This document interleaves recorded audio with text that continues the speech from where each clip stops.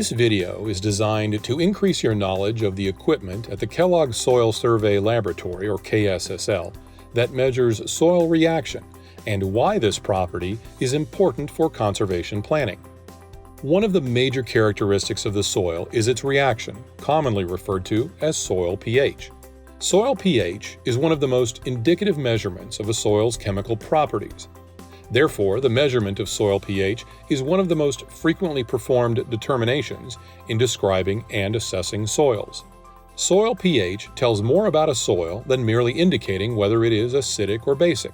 The pH of a soil must be determined in order to understand the importance of important chemical processes such as ion mobility, metal-ion equilibria, rate of precipitation and dissolution reactions, nutrient availability, toxicity of trace metals, and the negative response of many plant species to soil acidity.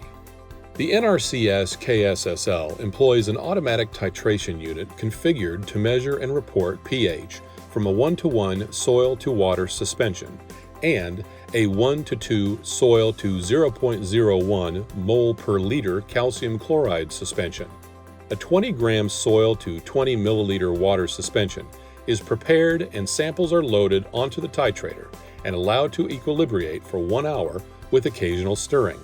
A propeller stirrer then stirs the suspension for 30 seconds and measures and records the 1-to-1 water pH. A dosing unit on the titrator will then add a calcium chloride solution. The sample is stirred, and the calcium chloride pH is measured, recorded, and transferred into our lab information management system. After each sample, the electrode and stirrer will go to a rinse station before proceeding to the next sample. The titrator automatically repeats the procedure for the next soil sample. Up to 48 samples can be loaded onto the titrator at a time, and approximately 140 samples can be tested each day. Calcium chloride pH is the standard used in Keys to Soil taxonomy to differentiate the reaction classes used at the family level in mineral and organic soils. Soils with similar pH can have different levels of acidity, therefore identifying the quantity of agricultural lime needed. At extreme ranges of pH, the toxic effect of hydrogen and aluminum can be demonstrated. Several essential nutrients become less available as the pH is raised. On the other hand, molybdenum becomes more available at the higher pH levels.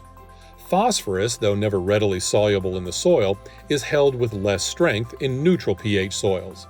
At pH values below 5.0 to 5.5, aluminum, iron, and manganese are often soluble in sufficient quantities to be toxic to the growth of some plants. The pH of the soil is not the problem, it is what the acidic environment promotes. These acids attack the coating on the ferrous surfaces of the metals, forming iron oxides and hydroxides, which we recognize as rust. Concrete includes Portland cement as its binding agent. Portland cement has a pH approaching 11. If the pH of the soil and the concrete it is in contact with is acidic, less than 5.0 or 5.5 for example, then the acidic solution that naturally forms in the soil with available water can attack the cement binding agent through small pores and microcracks. This can result in the cement's ability to bind, and the concrete can literally crumble and cause failure.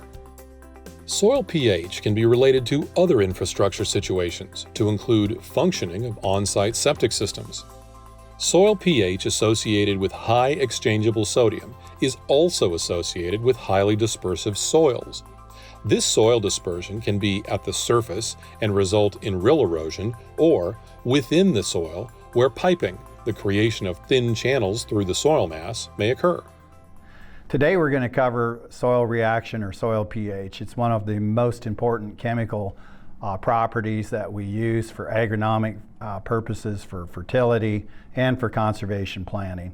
From an agronomic perspective, soil pH drives what kind of biology that we have. There's biological properties. Different biology thrive in different soil pHs. And typically we want soil pHs that are neutral, which gives us the biology and gives us ideal nutrient availability for both our micro and macronutrients, which is key for productivity. Also, soil pH is important for our producers in knowing whether that soil inherently may need lime and things like that to improve the productivity of that land. From a fertility standpoint, it's really key because as soil pH, for example, gets too low, it ties up a lot of our nutrients. The biology isn't adequate to release those nutrients from the mineral form to be available for our crops. Also, it can cause things like aluminum toxicity when soil pH gets too acid. On the other end, when it gets too alkaline, soil pH is important to know because we also get nutrient tie-up, such as phosphorus is kind of a key example. For conservation planning, soil pH, it really connects well with soil health. If we want to maximize our soil health, we need to have soil chemical properties in that ideal range. So that, and it really connects well with both our physical and our biological properties.